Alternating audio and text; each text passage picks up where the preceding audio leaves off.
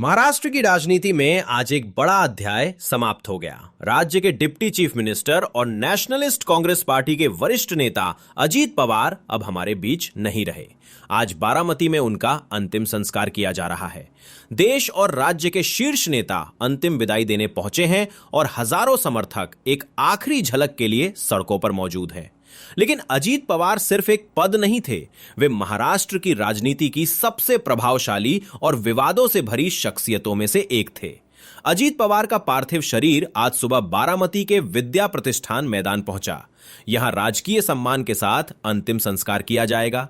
अंतिम संस्कार में शामिल होने पहुंचे हैं केंद्रीय गृह मंत्री अमित शाह, भाजपा अध्यक्ष नितिन नबीन, केंद्रीय मंत्री नितिन गडकरी, मुख्यमंत्री देवेंद्र फडणवीस, उप मुख्यमंत्री एकनाथ शिंदे, पूर्व गृह मंत्री सुशील कुमार शिंदे, आंध्र प्रदेश के मंत्री नारा लोकेश और एनसीपी प्रमुख शरद पवार। बारामती की सड़कों पर भारी भीड़ है। अंतिम यात्रा में हजारों लोग पैदल और वाहनों से शामिल हुए, जिसके चलते कई इलाकों में यातायात प्रभावित रहा। बुधवार सुबह करीब 8:45 अजीत पवार जिस चार्टर्ड विमान में सवार थे, वो बारामती एयरपोर्ट पर लैंडिंग के दौरान क्रैश हो गया। हादसे में अजीत पवार समेत कुल 5 लोगों की मौत हुई, जिसमें उनके निजी सुरक्षा अधिकारी, 2 पायलट और 1 महिला कैबिन क्रू शामिल है। विमान रनवे 11 पर लैंडिंग की कोशिश कर रहा था, लेकिन रनवे साफ दिखाई नहीं देने के कारण पायलट ने दोबारा अप्रोच लिया। दूसरी कोशिश के दौरान विमान रनवे से पहले गिर गया और उसमें आग लग गई।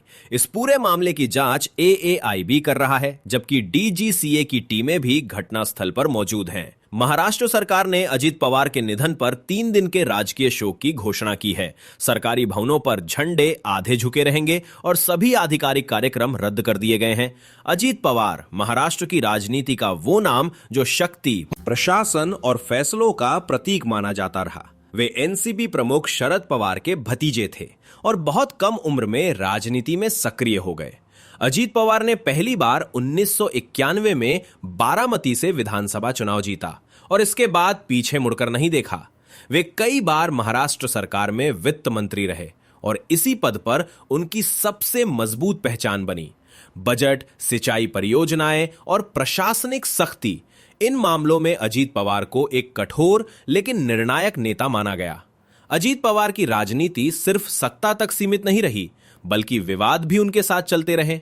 कभी बयानबाजी, कभी पार्टी के भीतर मतभेद, तो कभी सरकार गिराने और बनाने की रणनीति। सबसे बड़ा राजनीतिक मोड़ तब आया जब उन्होंने एनसीपी में अलग राह चुनी और सत्ता पक्ष के साथ सरकार में शामिल हुए। इसके बाद वे महाराष्ट्र के डिप्टी चीफ मिनिस्टर बने। बारामती और पश्चिमी महाराष्ट्र में अजीत पवार की पकड़ बेहद मजबूत मानी जाती थी। समर्थक उन्हें काम करने वाला नेता कहते थे, जो कम बोलता था और ज्यादा फैसले लेता था। उनके निधन पर राजनीतिक दलों के नेताओं ने शोक व्यक्त किया है। कांग्रेस नेता विजय वडेट्टीवार ने कहा, महाराष्ट्र ने एक मजबूत प्रशासक खो दिया है। एनसीपी प्रमुख शरद पवार ने इसे एक दुर्घटना बताया और इस मुद्दे पर राजनीति न करने की अपील की। अजीत पवार एक ऐसा नाम जिसने समर्थकों और विरोधियों दोनों को प्रभावित किया। आज वे नहीं हैं, लेकिन उनकी राजनीति, उनके फैसले और उनका असर महाराष्ट्र की सियासत में लंबे समय तक याद किया जाएगा। बारामती आज शोक में है और पूरा महाराष्ट्र एक नेता को अंतिम विदाई दे रहा है।